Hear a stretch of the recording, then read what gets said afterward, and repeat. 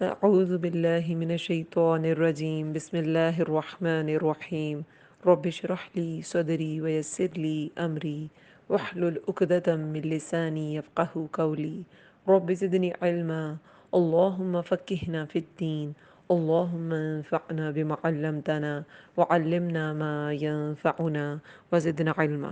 السلام علیکم ورحمۃ اللہ وبرکاتہ۔ اللہ تعالیٰ ہر سننے والے کو اپنی حفظ و امان میں رکھے، صحت اور ایمان کی بہترین حالت میں رکھے۔ آج کا ہمارا لیسن ہے آیت نمبر 41 سے 46 تک، سورۃ النور، پارہ ہے 18۔ انشاءاللہ ترجمہ اور تفسیر کریں گے۔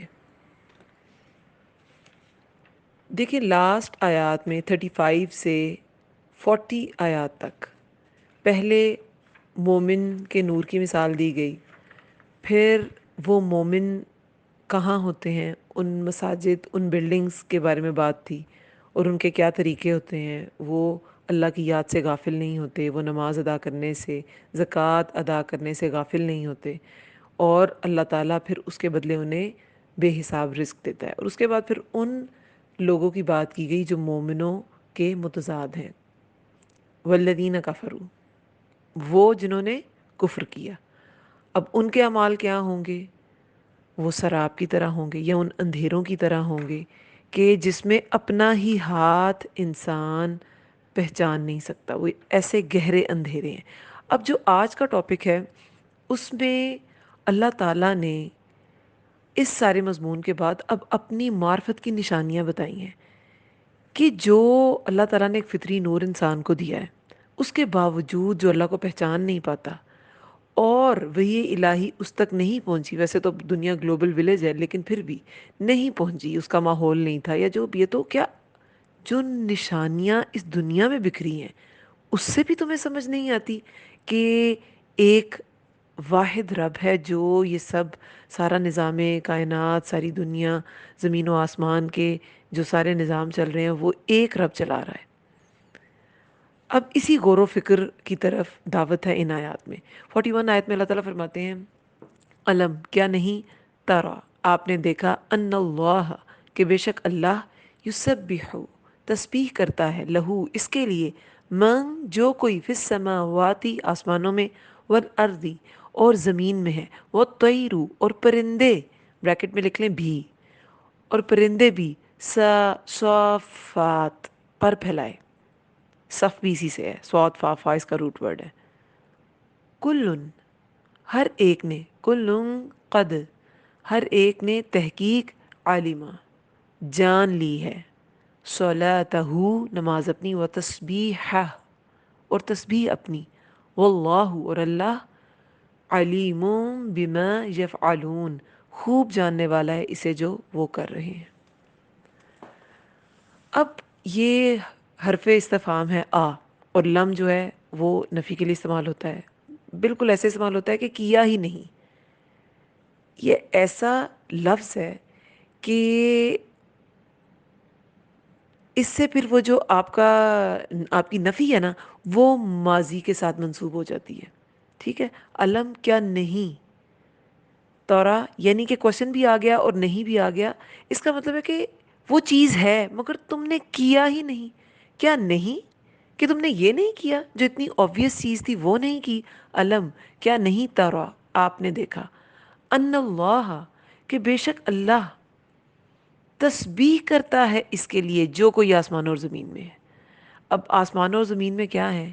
زمین میں تو جتنے سب اشجار، درخت، پودے، جانور، کتنی طرح کے جانور ہیں، باقی ان کی ٹائپس بھی آئیں گی، یہ سب، اور جو کچھ آسمان میں ہے وہ بھی، آسمان میں کون ہے؟ فرشتے، اور ان دونوں کے درمیان بھی کوئی ہے، وہ کون ہے؟ وہ طیرو پرندے، وہ ہلا میں سفر کرتے ہیں نا، یعنی کہ نہ آسمان میں ہوتے نہ زمین میں ہوتے، درمیان میں ہوتے ہیں، اور پرندے بھی پر پھیلائے۔ اب یہ بھی اللہ تعالیٰ کی معرفت کی ایک نشانی ہے کہ نہ تو وہ اسپیس میں بالکل اوپر چلے جاتے ہیں کہ اڑتے اڑتے، ایک لمٹ ہے، اس سے آگے وہ آسمان کی طرف بھی ٹریول نہیں کر سکتے، اور نہ انہیں گریوٹی اس طرح کھینچتی ہے کہ وہ اڑ ہی نہ سکیں۔ کیسے اللہ تعالیٰ نے ان کو بیلنس کیا ہے؟ وہ آسمان و زمین کے درمیان میں ہے۔ جو کچھ آسمانوں اور زمین میں ہے، اور پرندے بھی جو ان دونوں کے درمیان ہے وہ بھی، وہ کیا کرتے ہیں؟ ہر ایک نے جان لی ہے نماز اپنی. صلات کیا ہوتی ہے؟ دعا اور عبادت کا خاص طریقہ، جیسے مسلمانوں کا نماز ہے. انسانوں کے لیے اللہ تعالیٰ نے دین اسلام بھیجا، اور اس میں جو جسمانی عبادت تھی وہ تھی نماز. اور پرندوں کی بھی اپنی طریقہ عبادت کا ہے. جیسے شروع کے پاروں میں ہم نے پڑھا تھا کہ اللہ تعالیٰ نے ہر جاندار کو ہر جاندار اللہ کی تسبیح کرتا ہے، مگر تم ان کی بولی نہیں سمجھتے. وہ کیا تسبیح کرتے ہیں یہ انسان نہیں سمجھ سکتے، لیکن ہر جاندار اپنی دعا کرتا ہے، اپنے ذکر اذکار کرتا ہے، عبادت کرتا ہے. وہ تسبیح اور تسبیح اپنی، اس نے جان لی ہے تسبیح اپنی. اب دیکھیں، تسبیح ایک تو اللہ کا ذکر، ٹھیک ہے. تسبیح سے مراد یہاں پہ دو طرح کی تسبیح ہے، ایک تو زبانی تسبیح اور ایک عملی تسبیح. کیونکہ تسبیح کا مطلب ایک تو ورد کی سینس میں لیا جاتا ہے نا، اور ایک تسبیح کا مطلب ہے، تسبیح ہوتا ہے تیز چلنا. سبح کیا ہوتا ہے؟ تیرنا. تو جو کام ان کو اسائن کیا گیا ہے نا، جس کو زمین و آسمان میں جتنی مخلوقات ہیں اور پرندے، ان کو جو جو کام اسائن کیا گیا ہے یہ سب بخوبی اسے کرتے ہیں، تیزی سے اسے کرتے ہیں. ہر مخلوق اپنا کام جانتی ہے. یعنی کہ یہ عملی تسبیح ہے، وہ اطاعت و فرما برداری میں لگی ہے. اور زبانی تسبیح جو ایک عبادت ہے، جو ایک ورد ہے، جو ان کی دعا ہے، وہ بھی وہ جانتے ہیں. اب اس میں انسانوں کے لیے کیا سبق ہے اور مسلمانوں کے لیے کیا سبق ہے؟ جانور اپنی تسبیح جانتے ہیں اور اپنی صلات جانتے ہیں، لیکن کیا انسان بھی جانتے ہیں؟ کتنے لوگ ہیں جو حقیقت جاننے کی کوشش کرتے ہیں؟ کتنے نان مسلمز ہوتے ہیں جو کوشش کرتے ہیں کہ جانے کہ حقیقی رب کون ہے؟ اور مسلمانوں میں جو حقیقی رب کا کانسیپٹ اور قرآن و حدیث انہیں پیدائشی طور پہ ان کے گھروں میں بکس ہوتی ہیں، یا ان کے پیرنٹس مسلمان ہوتے ہیں، وہ کتنا جانتے ہیں؟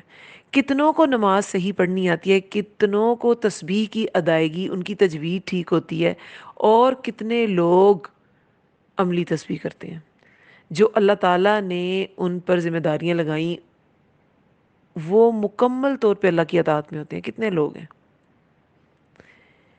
یہ جانور جو کچھ آسمانوں میں ہے، زمینوں میں ہے، جانور، مچھلیاں تیر رہی ہیں، پرندے اڑ رہے ہیں، جانور چلتے ہیں.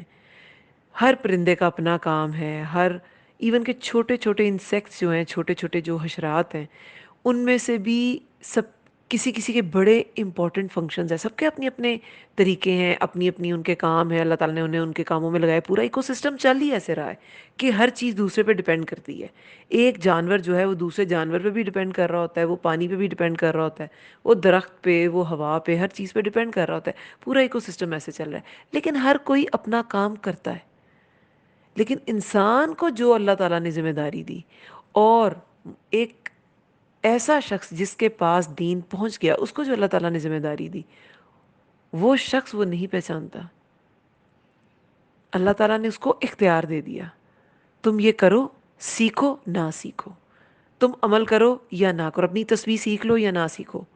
جو اللہ تعالیٰ نے انسان کو کس لیے پیدا کیا؟ اللہ تعالیٰ نے جنوں انس کو، قرآن میں کیا آتا ہے؟ اپنی عبادت کے لیے پیدا کیا. کیا ہم عبادت کرتے ہیں؟ کیا ہم ہر معاملے میں اللہ تعالیٰ کے عبد ہیں؟ ہر معاملہ کرنے سے پہلے ہم کیا دیکھتے ہیں کہ سنت میں کیا طریقہ ہے، اور اللہ کے لیے اس معاملے میں ہماری نیت خالص ہے کہ نہیں؟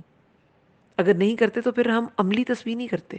اور زبانی بھی اکثروں کو نہیں آتی تجوید. کتنے لوگ ہیں جو مشقت کرتے ہیں اور صحیح مخارج اپنے منہ سے ادا کرتے ہیں، تسبیح کرتے ہیں سبحان اللہ سبحان اللہ سبحان اللہ، پتہ بھی نہیں چلتا کہ کیا ادا کریں. سبحان اللہ تو کوئی بھی نہیں کہتا. کتنے لوگ اس کے لیے مشقت کرتے ہیں؟ کوئی بھی نہیں. تو اگر جانور، جن پر اور بہت سی مخلوقات پہ اللہ تعالیٰ نے انسان کو فضیلت دی ہے، اگر وہ اپنی تسبیح جانتے ہیں اور وہ اپنی صلات جانتے ہیں اور وہ عملی تسبیح بھی کرتے ہیں اور زبانی تسبیح بھی کرتے ہیں، تو ایک انسان کو کتنی کرنی چاہیے؟ ایک انسان تو پیدا وہ بھی مشقت میں کیا گیا ہے. انا خلقنا الانسان فی کبد، بے شک ہم نے پیدا کیا انسان کو مشقت میں. اس نے بھی ساری زندگی مشقت ہی کرنی ہے. لیکن ہماری مشقتیں کیا اللہ کے لیے ہوتی ہیں؟ کیا اللہ تعالیٰ کی فرما برداری میں ہوتی ہیں؟ نہیں. ہم تو ہر چیز سے پیچھے اللہ تعالیٰ کی عبادت رکھتے ہیں. پہلے ہر کام کرتے ہیں، نماز بعد میں. پچھلا لیکچر بھی اسی کے بارے میں تھا کہ ہم لوگ کس طرح کے ہمارے طریقے ہیں. کیا جب نماز کا ٹائم ہوتا ہے تو مرد اپنی بے اپنی خرید و فروخت چھوڑ دیتے ہیں, عورتیں اپنے کام چھوڑ دیتی ہیں؟ کیا پرائیورٹائز ہم نے اپنی تسبیحات اور اپنی صلات کو کیا ہے؟ نہیں.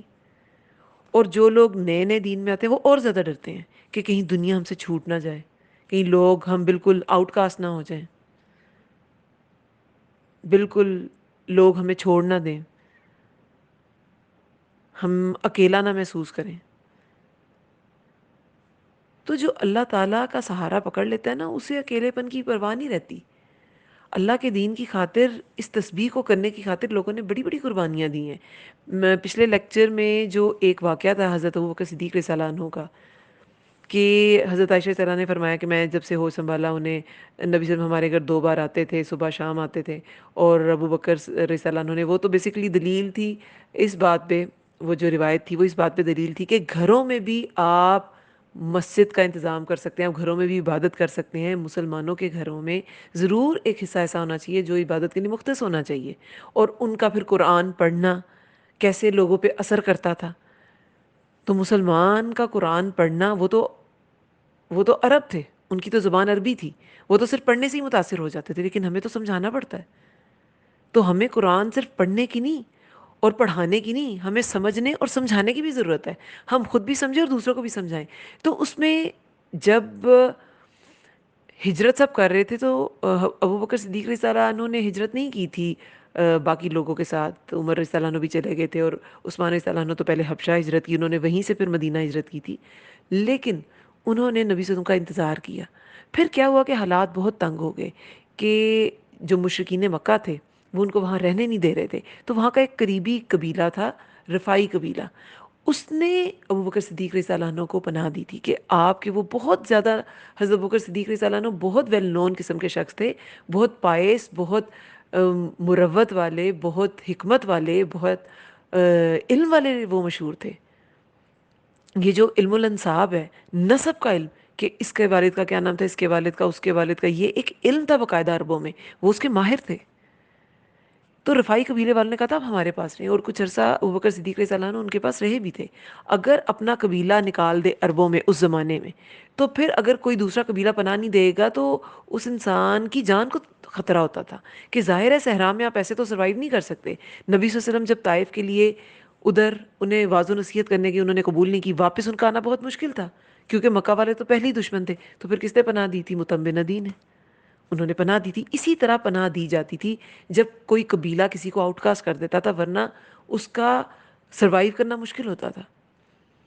پھر جب وہ واپس آئے, اور پھر یہ تب کا واقعہ ہے کہ انہوں نے اپنے گھر میں ہی وہ فجر کی نماز میں, نمازوں کے دوران جب قرآن اونچی آواز میں تلاوت کرتے تھے تو کفار کی عورتوں اور بچوں کے دل متاثر ہو جاتے تھے.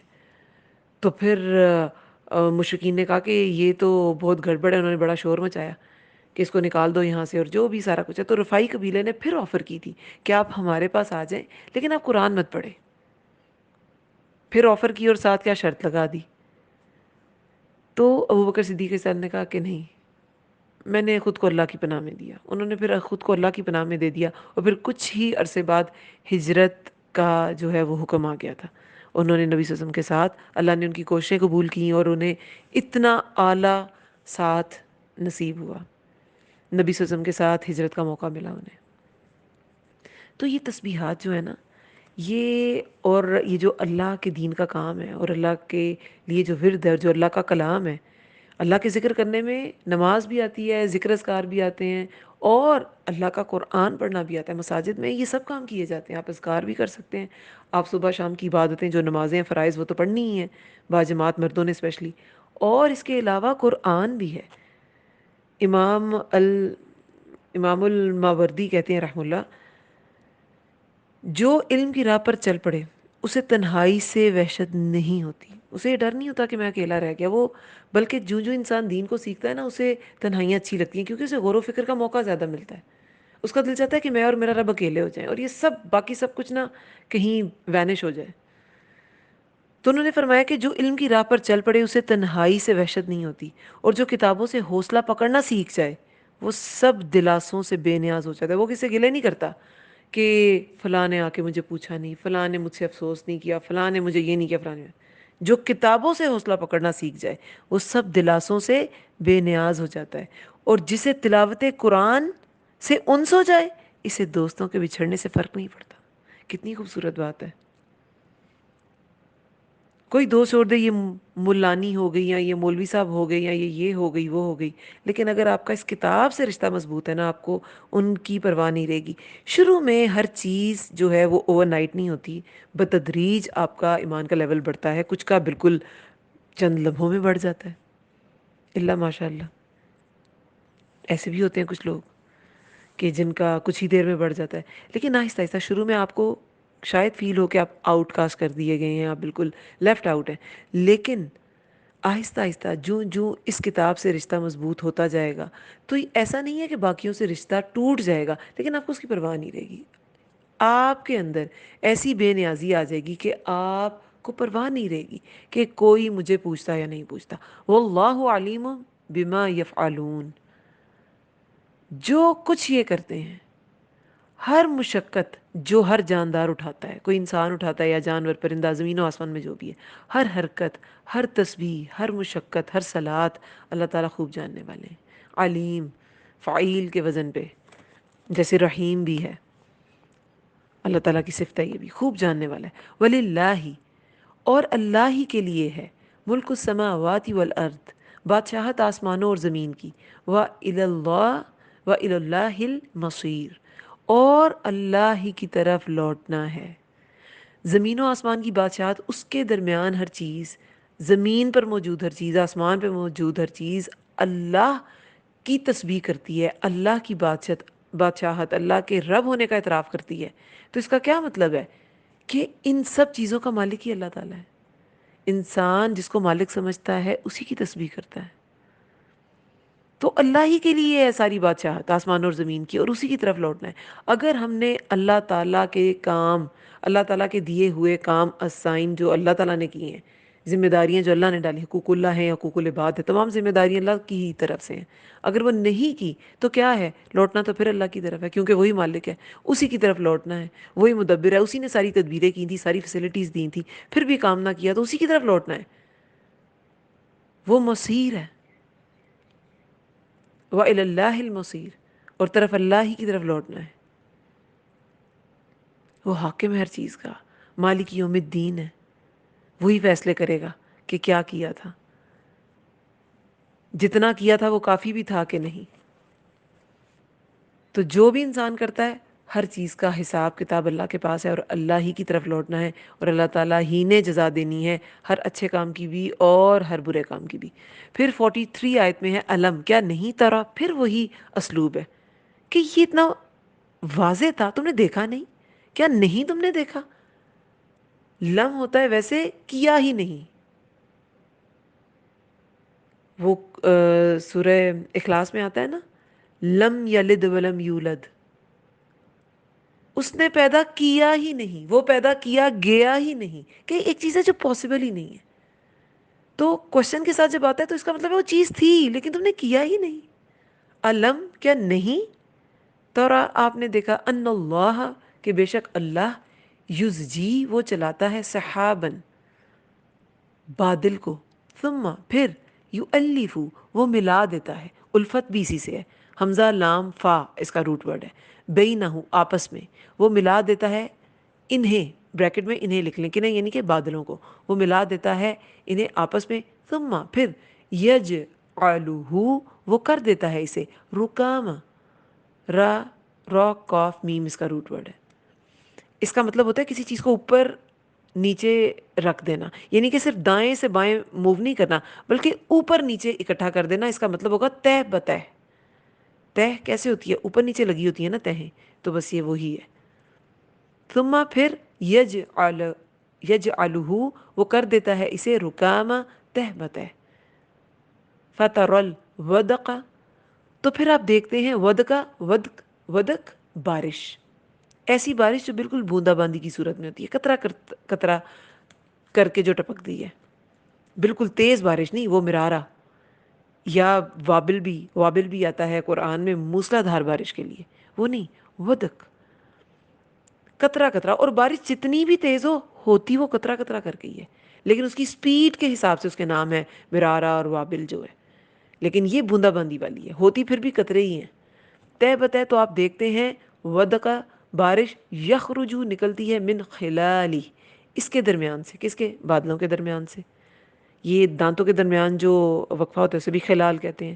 ہم وضو کے بعد بھی خلال کرتے ہیں انگلیوں کے درمیان، کہ دو چیزوں کے درمیان جو وقفہ ہے، تو وہ اس وقفے بادلوں کے درمیان سے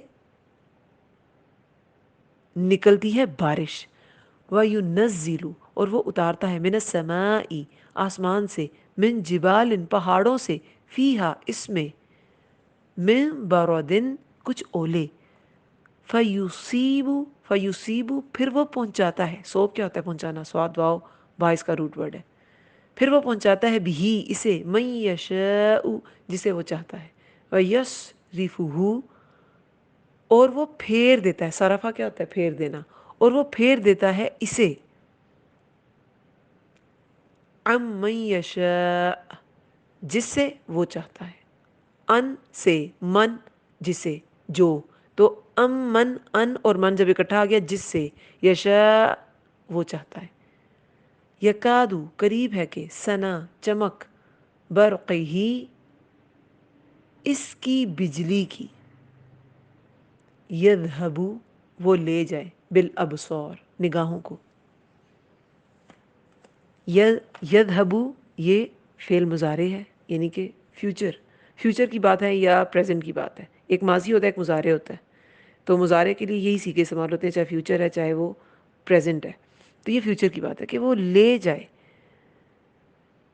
فیوچر یا آپ پریزنٹ سمجھ لیں کہ وہ بجلی کی جو چمک ہے ان قریب وہ ایسی ہوتی ہے کہ وہ نگاہوں کو لے جائے. اتنی اس میں، اتنی زیادہ اس میں پار ہوتی ہے، یا وہ اتنی آپ کہنے چمکیلی ہوتی ہے کہ نظریں چندھیا جائیں.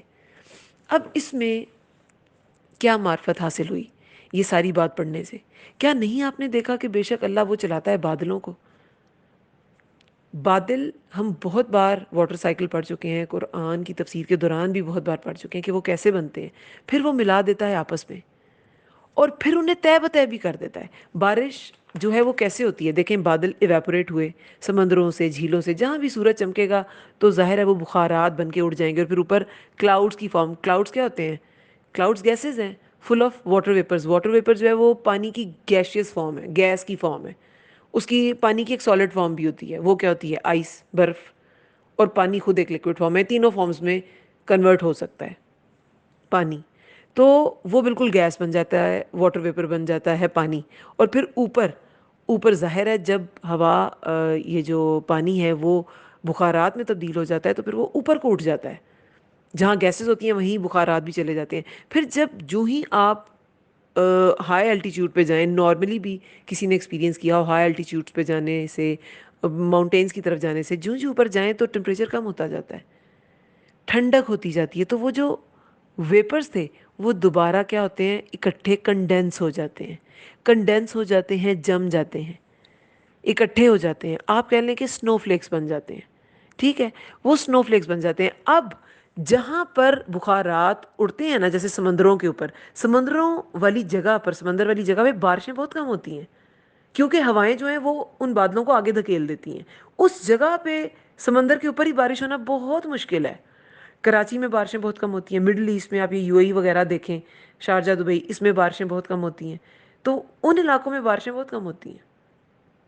پھر وہ آگے جب دھکیل دیتی ہیں ہوائیں انہیں، تو ایسی جگہ جہاں پہ ٹمپریچر تھوڑا سا گرم ہو جاتا ہے تو پھر وہ جو بادل ہیں وہ، اور ویسے بھی کتنی دیر اکٹھے رہ سکتے ہیں؟ چھوٹے چھوٹے بادل طے بتہ مل جاتے ہیں اور پھر وہ بڑا بادل فارم کرتے ہیں اور پھر بارش ہوتی ہے. چھوٹی چھوٹی بدلیاں جو ہیں وہ کبھی برس بھی جاتی ہیں، جیسے پاکستان میں برسات ہے، مونسون ہوائیں چلتی ہیں تو تھوڑی تھوڑی بارش بھی ہو جاتی ہے. چند کلومیٹرز پہ بارش ہو رہی ہوتی ہے اور آپ کے ایریا میں نہیں ہو رہی ہوتی ہے، ایسے بھی ہو جاتا ہے. لیکن وہ جو فائدہ مند بارش ہے جس سے کھیت کھلیان بھی سراب ہو جاتے ہیں، تو وہ کب ہوتی ہے؟ جب یہ چھوٹی چھوٹی بدلیاں آپس میں طے بطے مل جاتی ہیں اور پھر فائدہ مند چیز اس کے اندر سے نکلتی ہے اور وہ ہوتی ہے بارش. وہ رکام طے بطے ہو جاتی ہیں. اور پھر ود کا، تو یہ ساری اللہ کی نشانیاں ہی تو ہیں کہ پہلے وہ پانی تھا، پھر وہ واٹر ویپرز بنے, اس کی فارم ہی چینج ہو گئی, گیس بن گئے, پھر اوپر گئے تو اللہ نے ان کو جما دیا کہ نہیں, یہ واٹر سائیکل جتنا اللہ نے زمین پہ پانی اتارا ہے یہ اتنا ہی ہے جب سے یہ زمین کا سلسلہ چل رہا ہے. یہی واٹر سائیکل ہے, یہی بخارات بن کے پانی اوپر جا رہا ہے, یہی نیچے آ رہا ہے, یہی برس جائے گا پھر ماؤنٹینز پہ یا کسی اور جگہ پہ. تو یہ پھر ود کا اوپر یہ ٹنز کے حساب سے بادلوں میں پانی ہوتا ہے, لیکن برستا بوند بوند کر کے. کلاؤڈ برسٹ بھی ہوتا ہے لیکن بہت ونس ان اے وائل, کبھی کہ پورا کلاؤڈ ہی پھٹ گیا اور وہ پورے گیلنز کے گیلنز پانی نیچے آ گیا, اور وہ بھی کافی خطرناک ہو جاتا ہے ٹائمز. لیکن یہ ہے کہ ویسے جنرلی جو ایک نارمل طریقہ ہے اس میں ود کا بوندا باندی ہوتی ہے, پھر تیز ہوتی ہے بارش, مرارا وابل اور جو بھی ہے, مطلب یہ ساری بارشیں جو ہیں. ایک ہوتی ہے غیث, وہ ہوتا ہے مناسب وقت پہ بارش کا جوش میں آنا, مطلب کہ مناسب وقت پہ بارش ہو, یہ مطلب ہے. ہر بارش تو رحمت والی نہیں ہوتی نا, تو جو ٹھیک وقت پہ ہوتی ہے نا اس کے لیے غیث کا ورڈ آتا ہے. ٹھیک ہے, غین یا اور ثا, 3 نقطوں والا.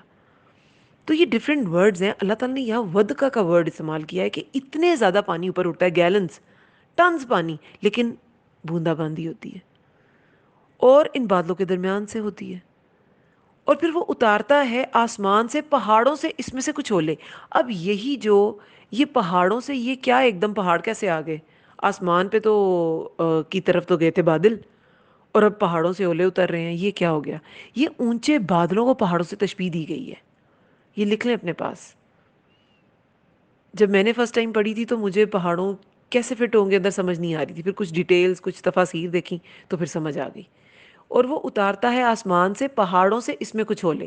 اب بادل جو ہے نا وہ کتنے کتنے اوپر جاتے ہیں, کیوں انہیں کہا گیا ہے کہ یہ آسمان سے, یہ جو پہاڑوں جیسے بادل ہیں ان سے اولے برستے ہیں.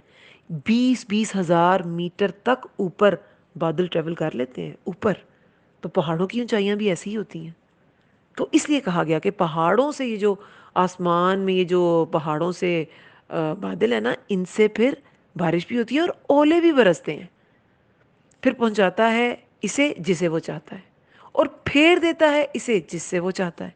اب اسی بادل سے بارش برس رہی ہے, اسی بارش سے پھر اسی بادل سے بارش بھی برس رہی ہے, اسی بادل سے اولے بھی برس رہے ہیں.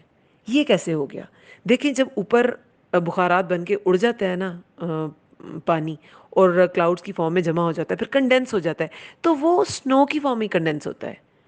جب اس نے کہیں پہ ہوائیں آئیں, اسے دھکیلا, بادل کو, بادل بھاری ہو جاتے ہیں, وہ بہت دیر تک, ایک لمٹ ہے, اس کے بعد وہ کیری نہیں کریں گے جو اس کے اندر سنو ہے یا جو اس کے اندر پانی ہے, تو پھر اس نے برسنا ہے. اگر تو نیچے کا جو کلائمیٹ ہے وہ وارم نہیں ہے تو وہ سنو ایز اے سنو, جیسے کہ مری میں سنو فال ہوتی ہے, یہاں کبھی نہیں ہوتی, نہیں ہوتی نا. جو ٹھنڈے علاقے وہیں ہوتی ہے سنو فال. یہاں پر اولے برس جاتے ہیں, سلیٹ یا ہیل, لیکن سنو فال نہیں ہوتی. کبھی سوچا ہے آپ نے کیوں؟ مری میں سنو فال ہو جاتی ہے, ناردرن ایریاز میں سنو فال ہو جاتی ہے, کینیڈا امریکہ میں سنو فال ہو جاتی ہے.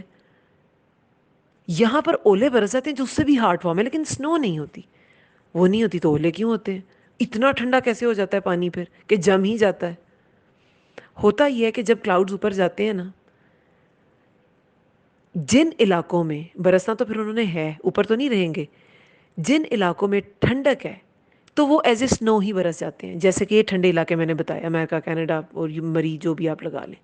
لیکن ہماری مونسون کی جب ہوائیں چلتی ہیں تو وہ گرم ہوائیں ہوتی ہیں, اور اس سے پھر کیا ہوتا ہے, وہ وارم ٹمپریچر سے ہوتی, وہ بھی سنو ہے, لیکن وہ نیچے آ کے لیکویفائی ہو جاتی ہے اور وہ بارش بن جاتی ہے. کہیں دیکھیں نا 20,000 اوپر سے اوپر تک تو کلاؤڈز ٹریول کر لیتے ہیں, اور پھر جب وہاں سے بارش برسے گی, وہ سنو بھی ہوئی تو وہ زمین پہ آنے تک بارش ہی ہو جائے گی, وہ پانی ہو جائے گی.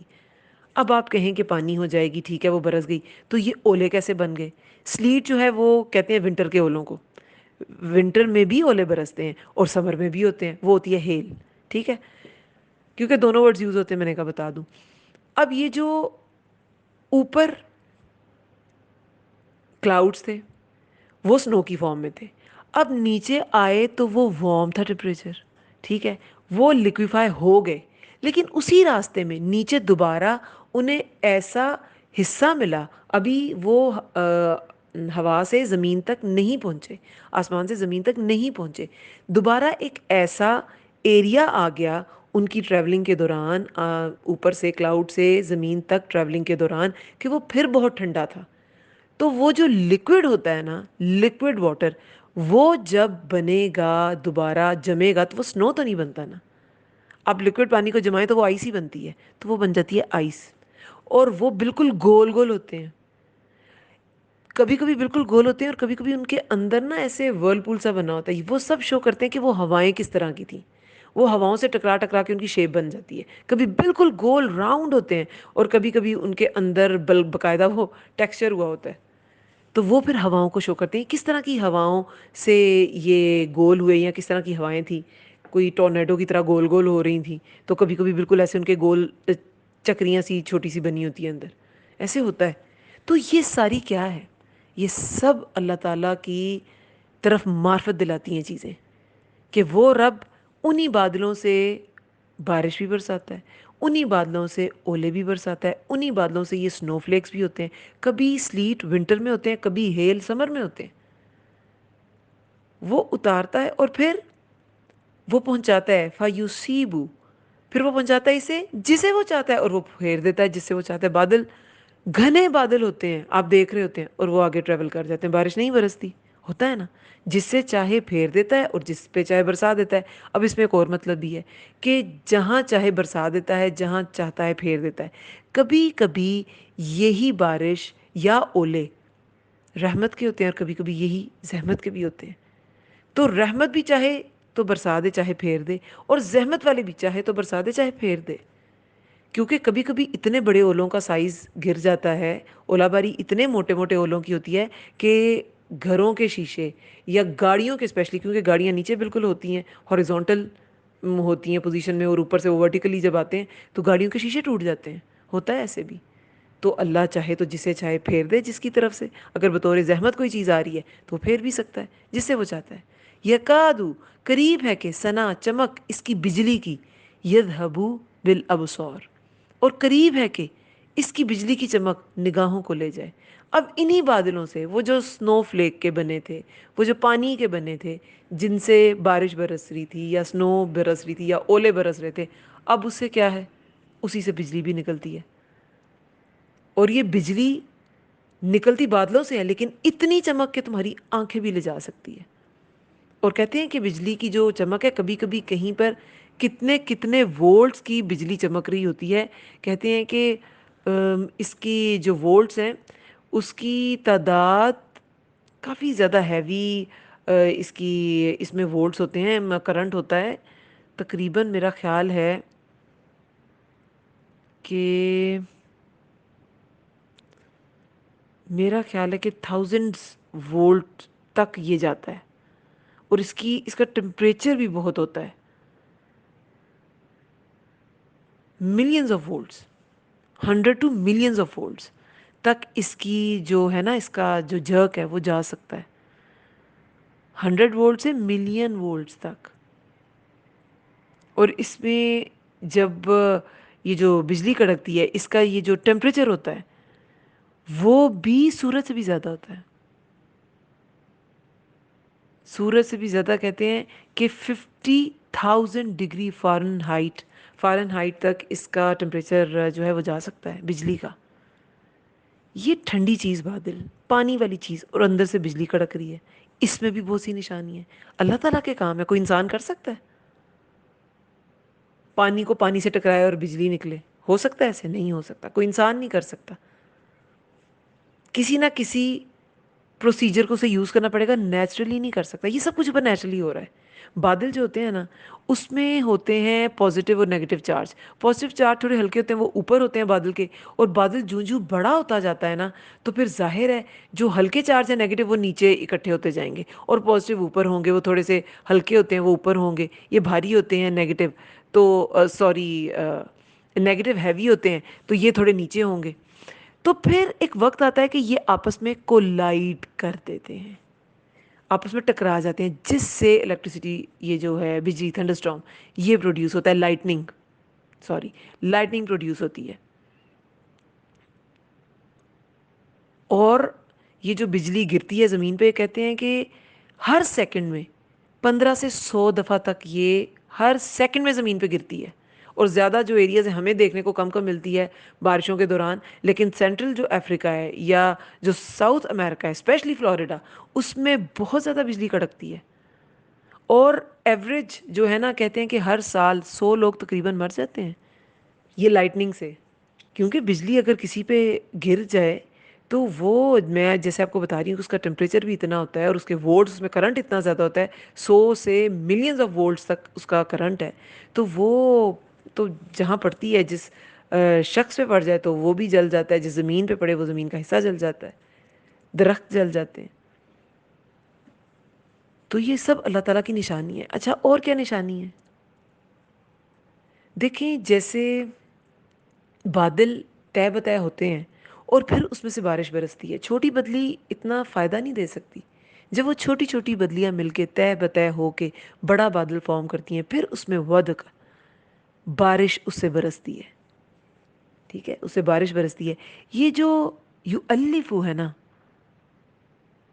ملا دینا، وہ ملا دیتا ہے انہیں آپس میں. الفا، یہ جو الفت ہے، یہ جو ملاپ ہے، باہم کشش ہے، یہ بہت زیادہ ضروری ہے کسی بھی خیر کے کام کے لیے. جیسے بادل اکٹھے ہوتے ہیں اور پھر بارش خیر ہے اور وہ برستی ہے نا، اور پھر وہ کتنے فائدے دیتی ہے. درختوں کو سراب کرتی ہے، فصلوں کو سراب کرتی ہے، اور ندی نالے ہر جگہ پہنچ جاتے ہیں. میں یہ بتا رہی تھی کہ جہاں پہ سمندر جو ہے وہ ہوتا ہے وہاں پہ زیادہ تر بارش نہیں ہوتی، لیکن یہ ایک فائدہ ہے کہ سمندر جس علاقے میں ہوتا ہے اس کے قریب کے علاقے، جیسے کراچی کے کچھ علاقے قریب کے ایسے ہیں جہاں پہ آپ 5 فیٹ کھودیں گے تو 5 فیٹ کھودنے سے ہی نیچے پانی نکل آئے گا. تو محروم کوئی نہیں رہتا، سب کو کچھ نہ کچھ مل جاتا ہے. کسی علاقے کو کسی طرح ملے گا اور کسی کو کسی طرح ملے گا. یہ جو ایفرٹ کرتے ہیں نا بادل، یہ کام سب کے آ جاتی ہے. اسی طرح مسلمانوں کو بھی مل کے ایفرٹ کرنے کی ضرورت ہے. یہ چھوٹی چھوٹی بدلیاں اپنی اپنی جگہوں پہ برسیں گی تو وہ خیر نہیں پھوٹے گی. جو یہ مل کے کام کریں اور پھر خیر پھوٹے گی. لیکن ہم لوگ بٹے ہوئے فرقوں میں، اختلافوں میں، رنگ نسل میں، زبانوں میں، علاقوں میں، ہم لوگ اس لیے بڑی خیر کا کام نہیں کر سکتے. ہم ایک گراؤنڈ پہ آتے ہی نہیں ہیں. حالانکہ اللہ نے تو قرآن میں کہہ دیا کہ اہل کتاب کو جب درس دو تو انہیں ان باتوں کی طرف لاؤ جو ان میں اور تمہیں یکساں ہیں. کامن گراؤنڈ سے شروع کرو. لیکن ہم اپنے ہی مسلمان بہن بھائیوں کے ساتھ کامن گراؤنڈ سے بات ہی نہیں کرتے. ہم لوگ کی باتیں ساری ہوتی اختلافات پہ بیسڈ ہے. اسی لیے وہ خیر نہیں پھوٹتی دین والوں سے جو پھوٹنی چاہیے. وہ کام دین کا نہیں ہوتا جو ہونا چاہیے. اپ ٹو دا مارک کام نہیں ہوتا. ایسا کام جو واقعی خیر پھیلا دے، جو ہر طرف سراب کر دے، ہر طرف اسلام کو پھیلا دے، ایسی خیر نہیں پھوٹتی. تو دین پھیلانے کے لیے یہ سب چیزیں ایک سائڈ پہ رکھنی پڑتی ہیں. مزاج کا اختلاف، سوچ کا اختلاف، فرقے، رنگ، نسل، علاقے، زبان. پھر آپ یؤلفو، وہ ملا دے گا آپ کو. اور پھر ہم بھی خیر کا سبب بنیں گے انشاءاللہ. پھر اگلی آیت میں ہے یقلب اللہ، الٹ پلٹ. قلب کیا ہوتا ہے؟ دل کو بھی قلب کیوں کہتے ہیں؟ یہ بھی الٹتا پلٹتا ہے نا، اس کی حالت بدلتی رہتی ہے. کبھی کانٹریکٹ، کبھی ریلیکس، پھر کبھی غم والا، کبھی خوشی والا. مانوی لحاظ سے بھی اور باطنی لحاظ سے بھی، ظاہری لحاظ سے بھی اس کی حالت پلٹتی رہتی ہے. تو یہ ہوتا ہے الٹنا پلٹنا. یقلب اللہ، الٹ پلٹ کرتا ہے اللہ. یقلب اللہ اللیل والنہار، الٹ پلٹ کرتا ہے اللہ رات اور دن کو. ان یقیناً فی ذالک، اس میں لعبرۃ لأولی الابصار، یقیناً فی ذالک، اس میں البتہ، لا جو ہے البتہ کے لیے، لام تاکید، البتہ عبرت ہے لأولی الابصار، اہل بصیرت کے لیے. اب ان سب چیزوں سے اور دن رات سے عبرت کون حاصل کرے گا؟ جو اہل بصیرت ہے. یہ عبرت کیا ہوتی ہے؟ یہ پچھلی جو آیت ہے اس میں سے بھی میں نے عبرت کا ایک لیسن نکالا ہے. عبرت ہوتی ہے ظاہری چیز کو دیکھ کر اس کا باطنی سبق سیکھ جانا. کسی کا ظاہری واقعہ دیکھا اور اس کا باطنی پہلو آپ نے سیکھ لیا. جیسے کسی کو روتے دیکھا اور آپ پہچان کے اس کو کوئی تکلیف ہے. نظر تو آپ کو صرف آنسو آ رہے ہیں، اس نے آپ کو بتایا تو نہیں کہ مجھے تکلیف ہے، لیکن یہ اس کا باطنی پہلو ہے نا آنسوؤں کا، کہ تکلیف ہے. تو یہ عبرت حاصل کرنا. تو رات اور دن کے آنے جانے میں، الٹنے پلٹنے میں، تبدیل ہونے میں یقیناً بصیرت والوں کے لیے عبرت ہے۔ خالی آنکھوں والوں کو وہ چیز نہیں سمجھ آئے گی۔ عبرت کا جو تعلق ہے وہ کس سے ہے؟ آنکھوں سے دیکھ کر سمجھ جانے سے، باطنی سبق حاصل کرنے سے۔ تو بصارت صرف آپ کو ظاہر دکھاتی ہے، بصیرت آپ کو باطنی پہلو بھی سمجھاتی ہے، جو اس کے اندر کی بات ہے وہ سمجھاتی ہے۔ تو دن کے آنے جانے میں اس میں عبرت ہے۔ کیا عبرت ہے؟ کبھی راتیں لمبی، کبھی راتیں چھوٹی، اسی طرح کبھی غم کا ڈیوریشن لمبا ہو جاتا ہے، مشکلوں کا ڈیوریشن لمبا ہو جاتا ہے، کبھی چھوٹا بھی ہو جاتا ہے۔ پھر دن، کبھی خوشیاں ڈیوریشن لمبا ہو جاتا ہے، کبھی چھوٹا بھی ہو جاتا ہے، کبھی راتیں ٹھنڈی، کبھی دن گرم، کبھی دن ٹھنڈے راتیں گرم۔ اب رات تو گرم میں سے کم ہی ہوتی ہے، لیکن بہرحال جب موسم تبدیل ہو رہا ہوتا ہے نا تو دن گرم ہی رہتے ہیں لیکن راتیں پہلی ٹھنڈی ہونا شروع ہو جاتی ہیں۔ جیسے آج کل ٹمپریچر جو ہے وہ چینج ہو رہا ہے، سپٹمبر کا اینڈ ہے تو رات کو ٹمپریچر زیادہ جو ہے وہ ٹھنڈا ہو جاتا ہے۔ صحرا میں ہوتا ہی ایسے ہے، دن بہت گرم اور رات بہت ٹھنڈی، ٹھیک ہے؟ تو یہ سب دن اور رات کے آنے جانے میں اور ان کی حالتوں کے بدلنے میں، ان میں جو ٹمپریچر چینج ہوتا ہے یا ان کا ڈیوریشن جو چینج ہو جاتی ہے، ان کی لینتھ چینج ہو جاتی ہے، اس میں عبرت ہے، اس میں سیکھنے کی چیز ہے بصیرت والوں کے لیے۔ پھر 45 آیت میں واللہ، واللہ اور اللہ نے، واللہ خلق اور اللہ نے پیدا کیا کلا ہر دابۃ من ماء جاندار کو پانی سے، فمنہم تو ان میں سے کوئی ہے، فا تو من میں سے، ہم ان میں، تو ان میں سے کوئی ہے، من یمشی جو چلتا ہے، مشی کیا ہوتا ہے؟ چلنا۔ کوئی ہے جو چلتا ہے، اعلی بطنی اپنے پیٹ پر، بطن کیا ہوتا ہے؟ پیٹ۔ ومنہم اور ان میں سے کوئی ہے، من یمشی جو چلتا ہے، اعلی رجلین دو پاؤں پر، رجلین تسنیہ کا صیغہ ہے۔ رجلان جو ہوتا وہ کیا ہوتا؟ یہ رجل نہیں ہے، را پہ جو ہے وہ زیر ہے۔ رجل پیر کو، قدم کو کہتے ہیں۔ رجل جو ہوتا ہے نا، زبر اگر ہو تو وہ ہوتا ہے مرد، ٹھیک ہے؟ تو یہ رجل، اعلی رجلین دو پاؤں پر، رجلانی بھی ہو سکتا تھا وہ اگر حالت رفع میں، یعنی کہ اب وہ حالت رفع منصوب اور ہوتی ہے حالت جر، تو یہ تین حالتیں ہوتی ہیں۔ اگر مرفوع حالت میں، پیش والی حالت میں اگر تسنیہ بنائے تو وہ رجلان ہوتا ہے، لیکن یہ حالت جر میں ہے کیونکہ پہلے اسے حرف جر آیا اعلیٰ، خیر یہ گرامیٹیکل چیز ہے۔ تو اعلیٰ رجلین تو یہ تسنیہ کا صیغہ ہے، دو پاؤں پر۔ ان میں سے کوئی ہے جو چلتا ہے دو پاؤں پر، ومنہم اور ان میں سے کوئی ہے، من یمشی جو چلتا ہے، اعلیٰ اربع چار پاؤں پر، جیسے انعام ہوتے ہیں، ٹھیک ہے، جو چوپائے ہوتے ہیں۔ یخلق اللہ پیدا کرتا ہے اللہ، ما یشاء جو وہ چاہتا ہے۔ ان اللہ بے شک اللہ، اعلی اوپر، کلی ہر شیء ان چیز کے، قدیر خوب قدرت رکھنے والا ہے۔ اب اللہ تعالیٰ نے پہلے بادلوں کی مثال دی، اسے بارش کی، پھر اسے اولوں کی، پھر اسے بجلی کی، پھر رات دن کے بدلنے میں عبرت ہے۔ اب اللہ تعالیٰ غور و فکر کی دعوت کس پہ دے رہے ہیں؟ اور اللہ نے پیدا کیا ہر جاندار، ہر جاندار پہ غور و فکر کرو۔ دیکھو یہ کیا کرتے ہیں، سب جانوروں کی چال کیا بتاتی ہے؟ دیکھیں ایک تو اس کا باطنی پہلو ہوگا، ایک ظاہری بھی ہے۔ اب ظاہری پہلو کیا ہے؟ ظاہری پہلو یہ ہے کہ ہر جاندار کی چال ڈیفرنٹ ہے۔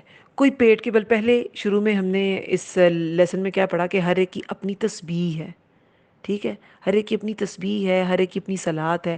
کوئی پیٹ کے بل چلتا ہے، اس کا اپنا کام ہے اور اس کا اپنا ذکر ہے، وہ بھی اللہ کے تابع ہے۔ اور جو دو پاؤں پہ چلتا ہے انسان، وہ بھی اللہ کے تابع ہے،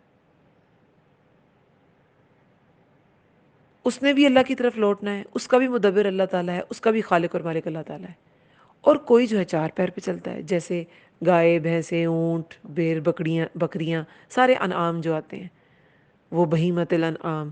تو وہ سب کیا ہیں؟ 4 پاؤں پر چلنے والے، وہ بھی اللہ تعالیٰ نے پیدا کیے ہیں، اور ان سب پہ اللہ تعالیٰ نے قدرت رکھی ہوئی ہے۔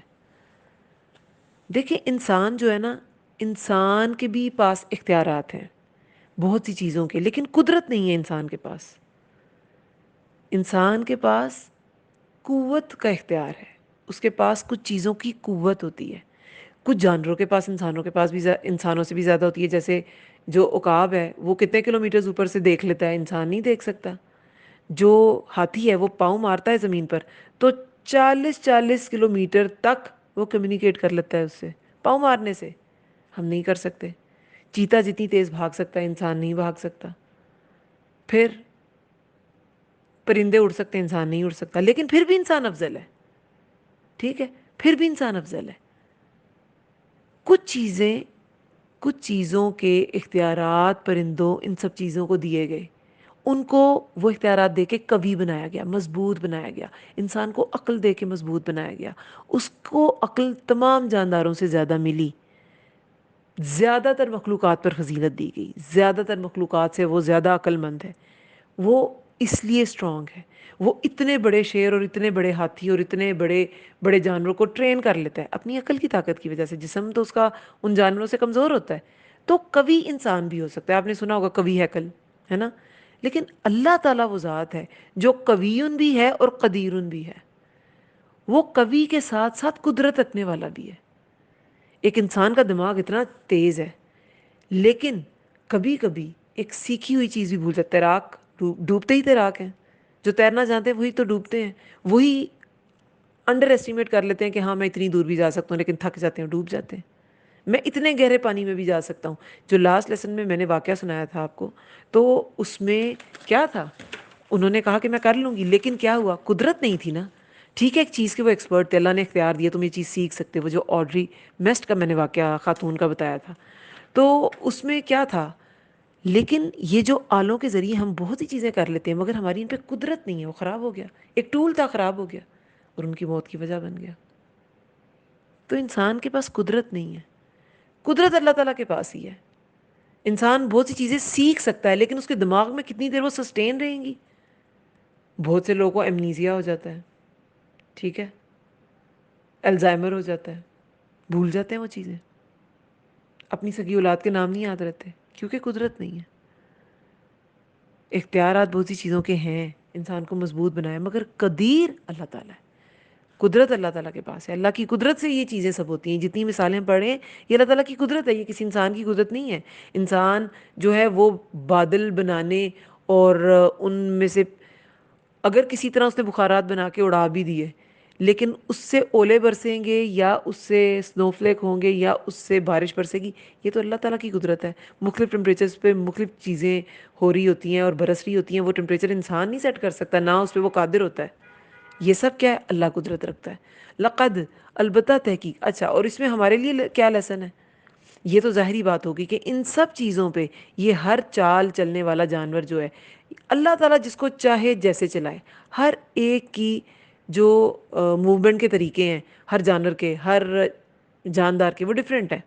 پیٹ کے بل جیسے سانپ وغیرہ چلتے ہیں، 4 پاؤں پر انعام چلتے ہیں، 2 پاؤں پہ انسان بھی چلتے ہیں، اور بھی جانور ہیں جو 2 پاؤں پہ چلتے ہیں، جیسے مرغی ہے وہ بھی اس کے 2 ہی پیر ہیں، یا جو بھی چھوٹے چھوٹے ایسے پرندے ہیں جب وہ زمین پر چلتے ہیں تو 2 پیر پہ ہی چل رہے ہوتے ہیں۔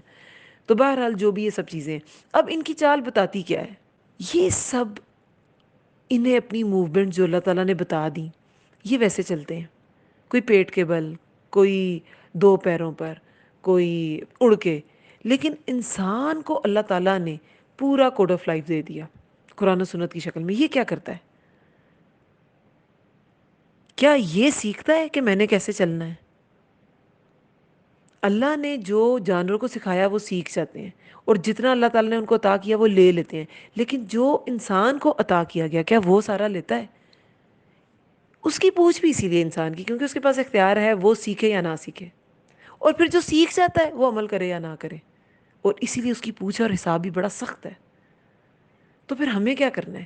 ہمیں بھی جو اللہ نے عطا کیا، ہمیں جو اللہ نے ہمیں تسبیح بتائی ہماری، جو اللہ تعالیٰ نے اپنا کلام بتایا، جو ذکر بتایا ہمیں وہ سیکھنا ہے، اور پھر اس علم کو حاصل کرنے کے بعد آپس میں الفت کے ساتھ، تنظیم کے ساتھ، ڈسپلن کے ساتھ اس علم کو اپلائی بھی کرنا ہے، پہلے عمل کرنا ہے پھر اس کو اپلائی بھی کرنا ہے، اتفاق کے ساتھ، تعصب سے پاک ہو کر اس علم کو پھیلانا بھی ہے۔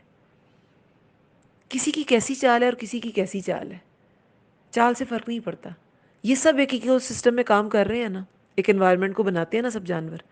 تو مسلمان بھی کوئی کسی طرح چلتا ہے، کوئی کسی طرح چلتا ہے، لیکن اس کی دوڑ ہونی اللہ کی طرف چاہیے، چال کیسی بھی ہو، چلنا صراط مستقیم پر ہی چاہیے۔ اپنے تعصبات کو نکال دیں کہ اس کی چال کیسی ہے، اس کے طریقے کیسے ہیں، جو فروعی باتیں ہیں، آگے سیکنڈری باتیں ہیں، اس میں مسلمان کو الجھنا نہیں چاہیے۔ آگے بات بھی صراط مستقیم کی ہو رہی ہے، لقد البتہ تحقیق انزلنا نازل کی ہم نے آیات مبینات، آیات واضح، واللہ اور اللہ یہدی وہ ہدایت دیتا ہے، من یشاء جسے وہ چاہتا ہے، الی صراط مستقیم طرف راستے سیدھے کے۔ اللہ تعالیٰ نے یہ ساری نشانیاں اپنی اتار دیں، قرآن میں آیات اتاری اور دنیا میں یہ ساری نشانیاں اتاری۔ یہ بھی تو نشانیاں ہیں ہمارے غور و فکر کے لیے جن کے ذریعے اللہ کو پہچانا جاتا ہے، تو یہ سب نشانیاں ہمارے لیے اتری ہیں، اللہ نے نازل کر دی، اللہ نے ہمیں سارا کچھ سمجھا دیا، پھر ہم پر ہے ہم اس ہدایت کی طلب کرتے ہیں کہ نہیں۔ پھر اگر ہم طالب ہوئے تو واللہ اور اللہ وہ ہدایت دیتا ہے جسے وہ چاہتا ہے، پھر اللہ تعالیٰ کی چاہت ہو جائے گی، وہ ہماری طلب پر مشروط ہے۔ اللہ ہدایت دیتا ہے جسے وہ چاہتا ہے طرف راستے سیدھے کے، سیدھے راستے کی طرف پھر اللہ تعالیٰ ہدایت دے دے گا۔ اور اس سیدھے راستے پر بھی نا ہر ایک کی چال ڈیفرنٹ ہوگی، کوئی تو بالکل اچھل اچھل کے بالکل بڑے بڑے جمپس میں کور کر لیتا ہے ڈسٹینس، کوئی بالکل ہلکی چال میں چل رہا ہوتا ہے۔ کسی کی چال سے آپ یہ نہیں کہہ سکتے اس کا راستہ درست ہے کہ نہیں، راستہ صراط مستقیم ہونا چاہیے، اللہ تعالیٰ کی طرف سب کی دوڑ ہونی چاہیے۔ چال سب کی ڈیفرنٹ ہوتی ہے، سپیڈ سب کی اپنی ہوتی ہے، ہر ایک کی اپنی پیس ہے۔ حضرت ابوبکر صدیق جو ہیں وہ اور حضرت علی رضی اللہ عنہ انہوں نے بہت جلد اسلام قبول کر لیا، حضرت عمر رضی اللہ عنہ نے 6 سال اسلام قبول کیا تھا، حضرت حمزہ رضی اللہ عنہ اور عمر رضی اللہ عنہ نے 6 سال، اپنی اپنی پیس تھی، لیکن کیا دین کا کام کم کیا؟ نہیں۔ حضرت عمر رضی اللہ عنہ کے زمانے میں جتنا ایکسپینڈ کی اسلامی سلطنت کسی دور میں نہیں کی، جتنے کام کیے گئے کسی دور میں نہیں کی، جتنی فتوحات ہوئیں کسی دور میں نہیں کی۔ چال سب کی اپنی ہے، سپیڈ سب کی اپنی ہے، راستے سیدھے راستے پہ پہنچنا چاہیے۔ اللہ تعالی ہمیں سب کو سیدھے راستے کی توفیق دے، آمین رب العالمین۔ اہدنا الصراط المستقیم، اہدنا الصراط المستقیم، صراط الذین انعمت علیہم غیر المغضوب علیہم ولا الضالین، آمین۔ اللهم ارزقني تفكر وتدبر لما يتلوه لساني من كتابك، والفهم له والمعرفة بمعانيه، والنظر في عجائبه، والعمل بذلك ما بقيت، انك على كل شيء قدیر۔ اے اللہ تیری کتاب قرآن میں سے میری زبان جو پڑھتی ہے اس میں مجھے تفکر، تدبر اور اس کی سمجھ عطا فرما، اور اس کے معنی اور عجائبات کی پہچان کروا، اور جب تک میں زندہ ہوں اس کے مطابق عمل کروں، بے شک تو ہر چیز پر قدرت رکھنے والا ہے، آمین یا رب العالمین۔ سبحانك اللهم وبحمدك نشهد ان لا اله الا انت نستغفرك ونتوب اليك۔ السلام علیکم ورحمۃ اللہ وبرکاتہ۔